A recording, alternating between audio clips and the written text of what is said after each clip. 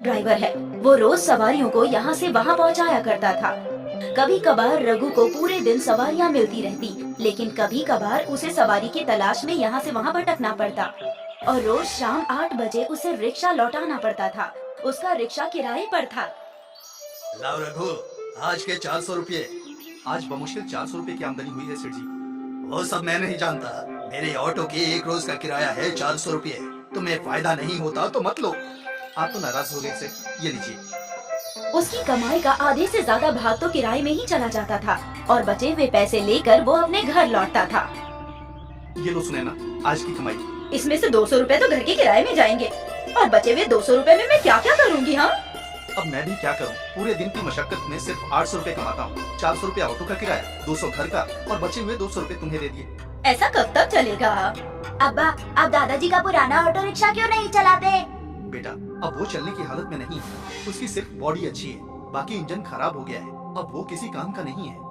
रघु और सुनैना परेशान थे, लेकिन बादल सोचने लगा कि वो उस पुराने ऑटो रिक्शा के साथ क्या कर सकता है। कुछ देर बाद बादल वहाँ पहुँचा जहाँ वो पुराना ऑटो रिक्शा था। वहाँ उसका तवज्जो एक पुराने कंटेनर पर गया।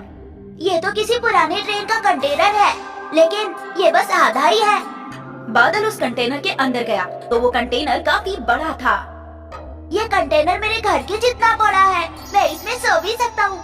मैं क्या, इसमें तो मेरा पूरा खानदान रह सकता है। अगर हमने इस कंटेनर को पुराने रिक्शे पर रख दिया तो हम सब इसी कंटेनर में रह सकते हैं और घर का किराया भी बच जाएगा। वाह!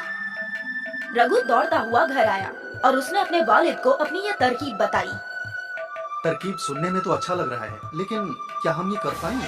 यकीनन अब्बा, आप अपने वेल्डर दोस्त को बुला लीजिए। हम सब मिलकर एक नया घर बना लेंगे, किराया भी बच जाएगा और हमारा खुद का घर भी होगा। सुनने में ये तरकीब अजीब लग रही थी, लेकिन रघु को इल्म था कि बादल बेहद होशियार है। उसने सोचा कि एक मर्तबा कोशिश करने में हर्जी क्या है। रघु अपने वेल्डर दोस्त को ऑटो रिक्शा के पास ले आया और उसे बादल की तरकीब बताई।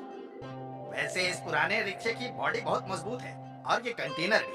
हम रिक्शे के ऊपर घर तो बना सकते हैं। कल ही काम शुरू करते हैं। बादल और रघु ये सुनकर बेहद खुश थे। अगली सुबह तीनों उसी जगह पहुँचे और उन तीनों ने काम शुरू किया। शाम तक आधा काम हो गया था। कल दरवाजे और खिड़कियां लगाकर पेंट कर देंगे। ठीक है भाई। अगली सुबह फिर काम शुरू हुआ। दरवाजे और खिड़कियां लग गईं। शाम तक उनका ऑटो रिक्शा घर तैयार हो गया। अब ये हुई ना बात, हमारा अपना घर। अब किराए के पैसे खर्च नहीं होंगे अब्बा। हाँ, बचत ही बचत। अगली सुबह रघु और उसका खानदान अपने ऑटो रिक्शा घर में शिफ्ट हो गया। सब लोग बेहद खुश थे। आज खुशी खुशी रघु काम पर गया। उसने रोज की तरह कई सवारियों को यहाँ से वहाँ छोड़ा, लेकिन आज वो बेहद खुश था। शाम को उसने खुशी खुशी सेठ जी का किराया अदा कर दिया। क्या बात है रघु, आज बहुत अच्छी कमाई हुई है क्या? कमाई तो उतनी ही हुई है सेठ जी, लेकिन आज से बचत ज्यादा होगी। वो कैसे? मैंने अपना घर जो बना लिया है, ऑटो रिक्शा घर। क्या? रघु खुशी खुशी अपने घर की जानिब चल पड़ा। जब वो अपने घर पहुंचा तो वहाँ कुछ सहाफी थे। ये सब मेरे अब्बा ने किया, वो आ गए। सहाफी रघु की जानिब दौड़ पड़े और उनसे ढेर सारे सवालात करने लगे। आपने ऐसा मुनफरिद घर क्यों बनाया?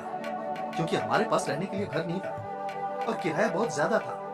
क्या ये घर आम घरों की मानंद है? हाँ, इसके अंदर सारी सहूलियात है। हम तीनों आराम से सो सकते हैं। अंदर बावर्ची खाना भी है।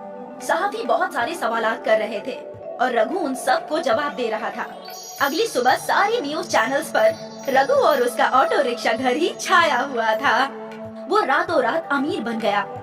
रघु का ये वीडियो एक बड़ी कंपनी के सीईओ ने देख लिया।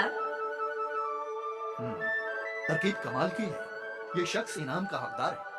इसने अपनी परेशानियों का हल अलग तलाशा है। मुझे इसकी मदद करनी ही चाहिए। उस सीईओ ने रघु के नाम 10 लाख का चेक लिख दिया। कंपनी का एक नुमाइंदा रघु को वो चेक सुपुर्द करने आया। हमारे सर ने आपकी तरकीब से खुश होकर आपके लिए ये चेक भेजा है। बराए मेहरबानी इसे ले लीजिए। Good luck. 10 लाख का चेक देखकर रघु का पूरा खानदान हक्का बक्का रह गया। उन्होंने वो चेक खुशी खुशी कबूल किया। उन पैसों से रघु ने नया ऑटो रिक्शा खरीदा। अब उसकी सारी कमाई बच रही थी। सुने ना, अब मेरी महीने की कमाई 20,000 रुपये हो गई है। तो अब हम खुद का घर खरीद सकते हैं ना? और हमारे पास उस 10 लाख रुपए में से 5 लाख रुपए बचे हैं।